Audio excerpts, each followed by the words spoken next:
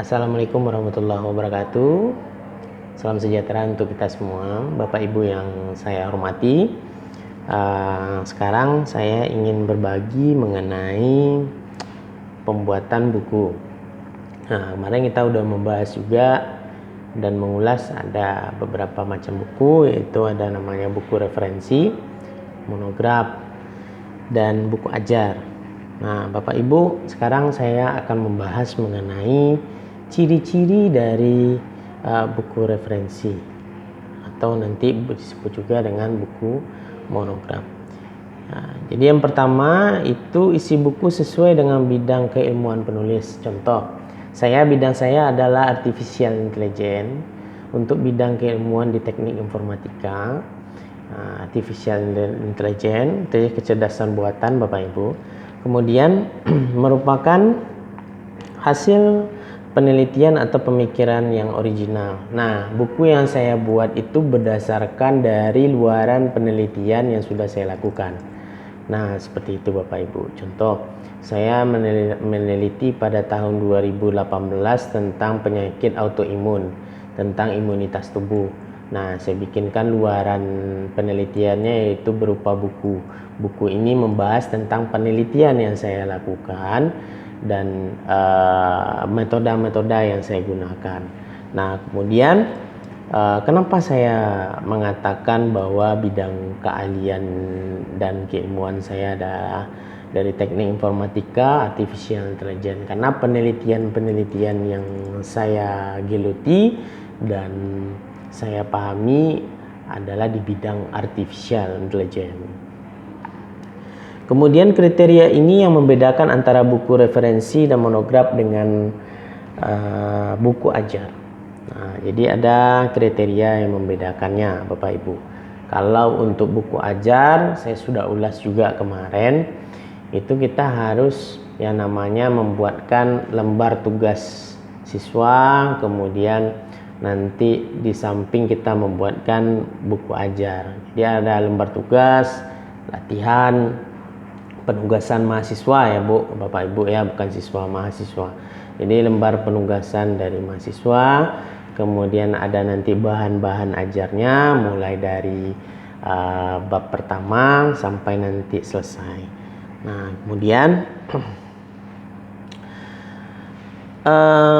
memiliki ISBN Bapak Ibu. Jadi harus memiliki International Standard Book Number. Jadi harus memiliki ISBN. Kemudian tebal paling sedikit 40 halaman cetak menurut format UNESCO. Jadi ketebalan buku itu minimal 40 halaman Bapak Ibu. Jadi kalau memang seharusnya memang harus lebih Bapak Ibu ya. Jadi minimalnya tapi boleh 40 halaman. Kemudian ukuran standarnya 15 x 23 cm. Nah, agar apa? Agar tidak mengurangi poin pada saat penilaian. Jadi buku ini sangat bermanfaat sekali pada saat kita melakukan penelitian pada tahun ini, karena syarat monograf itu memang adalah salah satu syarat untuk penelitian di skema terapan. Nah, kemudian untuk pengajuan kepangkatan, kenaikan pangkat. Nah, itu perlu juga diperhatikan Bapak Ibu untuk ukuran ini. Jadi 15 x 23 cm itu sudah aturan bakunya. Nah, jangan dirubah pula nanti diperkecil pula mungkin jadi buku saku. Nah, jangan seperti itu, tapi tetap pada aturan ukuran 15 x 23 cm. Kemudian diterbitkan oleh penerbit badan ilmiah atau organisasi atau perguruan tinggi Bapak Ibu. Nah, ini hati-hati sekali. Sekarang banyak sekali penerbit buku. Nah, seperti contoh penerbit buku XYZ.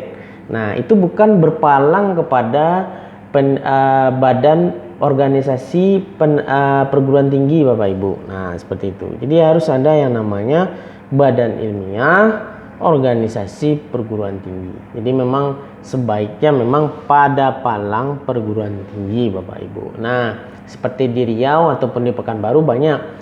Ada Universitas Riau, Universitas Negeri Riau juga ada palang buku penerbitnya. Nah, itu salah satu contoh Bapak Ibu. Banyak lagi seperti Universitas Abdurrahman juga ada namanya palang penerbitan buku.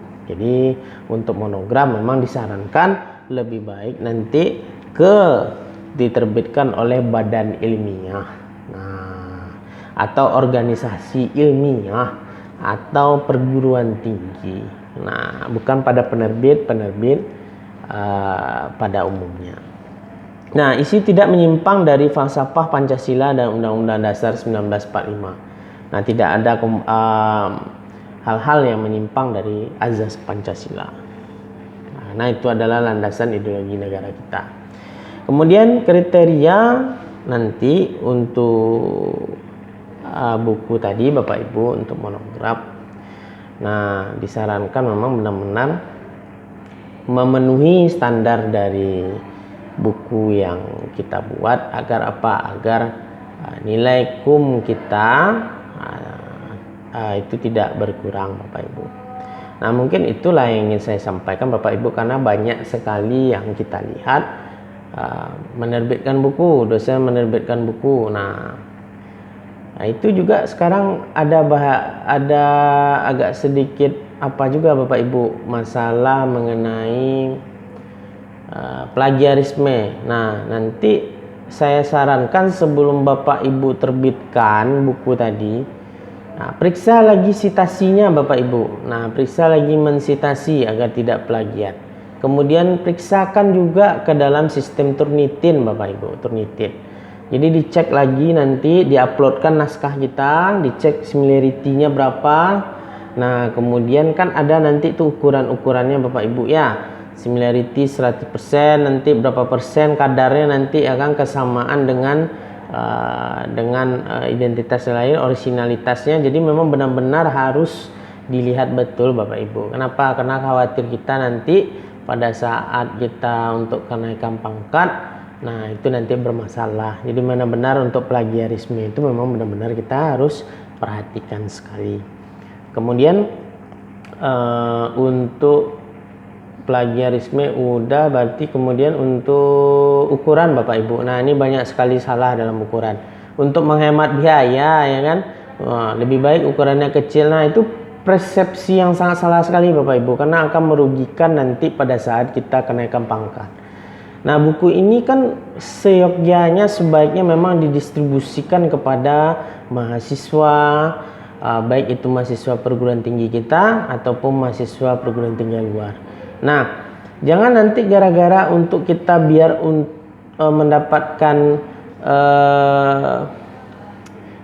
hal yang lebih irit Bapak Ibu, kita mengorbankan nanti untuk penilaian di kum kita, karena lumayan Bapak Ibu untuk satu buku 25 kumnya ya kan.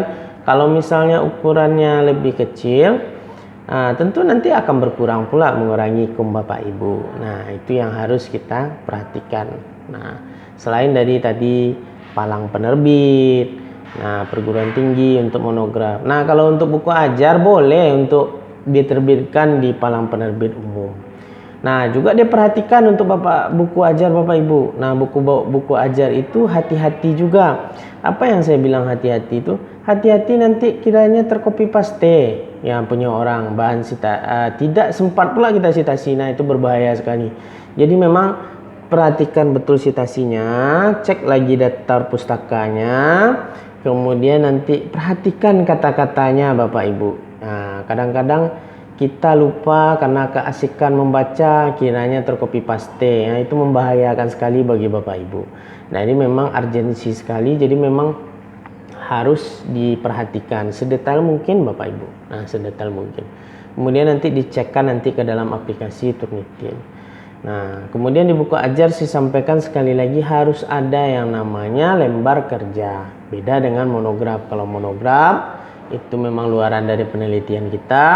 Yang kita bicarakan di sana adalah aplikasi yang kita buat. Contoh untuk teknik informatika atau sistem informasi, aplikasinya, model aplikasinya, algoritma yang kita gunakan, metode penelitian yang kita lakukan, pendahuluan seperti apa. Ya, pendahuluan di sini termasuk ke dalam tujuan dari kita itu membuat penelitian ini, latar belakang masalahnya, manfaatnya, sampai nanti hasil yang dihasilkan. Jadi memang harus ada nanti di kesimpulan hasilnya Bapak Ibu. Hasil dari penelitian kita itu apa? Nah, kemudian bagaimana cara mengukur keberhasilan dari penelitian kita itu? Apakah kalau misalnya saya di sistem artificial intelligence, artinya kecerdasan buatan, nah itu ada nama measurement, baik itu dari nilai precision, accuracy, nah akurasinya, kemudian sensitivity, recall, dan lain sebagainya. Banyak sekali Bapak Ibu yang harus dilakukan untuk mengukur keberhasilan dari penelitian kita. Nah, buku itu Bapak Ibu anggaplah sebagai hadiah untuk mahasiswa kita. Kenapa begitu? Dengan adanya buku yang kita buat Bapak Ibu per tahun itu, katakanlah satu penelitian satu buku. Artinya kita aktif dalam menulis Bapak Ibu. Artinya kita bisa menyumbangkan yang namanya sumbangsih dari pemikiran kita kepada anak-anak peserta didik kita Bapak Ibu, kepada mahasiswa dan mahasiswi kita. Harapan besar seorang dosen adalah tentu untuk mencerdaskan anak bangsa. Bagaimana caranya anak bangsa ini bisa meneruskan cita-cita luhur dari seorang pendidik. Bisa yang namanya meneruskan tidak hanya berkompeten dalam ilmu pengetahuan, tentu juga yang ada namanya kompeten juga dalam agama, budaya Bapak Ibu. Jadi masukkanlah kata-kata motivasi di dalam sebuah monograf kita selain dari kata-kata ilmiah. Artinya apa? Untuk memotivasi mahasiswa kita. Oh, dosennya sudah bikin buku. Suatu saat saya juga bisa untuk membuat buku. Suatu saat saya juga ingin membuat buku. Nah, kenapa? Karena harus ada keterbaruan Bapak Ibu dalam satu ilmu itu. Contohlah saya Bapak Ibu. Nah, kalau misalnya dulu kita belajar yang namanya model bisnis itu ya menggunakan yang namanya aplikasi biasa saja. Kemudian sekarang sudah semakin berkembang model bisnis digital. Nah, dulu model bisnis itu ya konvensional, sekarang sudah digital. Nah, tentu menggunakan yang namanya sketch yang berbeda pula, cara penggambaran yang berbeda pula. Nah, itu memang harus ada yang namanya pengembangan di sana Bapak Ibu. Nah, contoh dulu kita belajar analisa sistem. Nah, sekarang RPL. Nah, kemudian nanti beberapa waktu lagi apa lagi yang akan kita pelajari? Mungkin dari sisi model bisnisnya, kemudian bagaimana memanajemennya dan seterusnya. Nah, itu harus ada yang namanya pembaharuan Bapak Ibu. Nah, jadi sebagai seorang pendidik, saya berharap kepada Bapak Ibu mudah-mudahan bisa kita bersama memotivasi mahasiswa kita. Yuk kita berkolaborasi. Sebagai contoh di PKM Bapak Ibu, program kreativitas mahasiswa. Ajak mahasiswa kita Bapak Ibu untuk berkolaborasi. Kemudian ajak untuk meneliti bareng. Ajak bimbing mereka Bapak Ibu. Karena generasi yang sekarang ini memang harus lebih ekstra kita membimbingnya Bapak Ibu. Harapan besar seorang pendidik besok di kemudian hari adalah bagaimana caranya peserta didik kita itu memang menjadi orang yang luar biasa memimpin negara ini.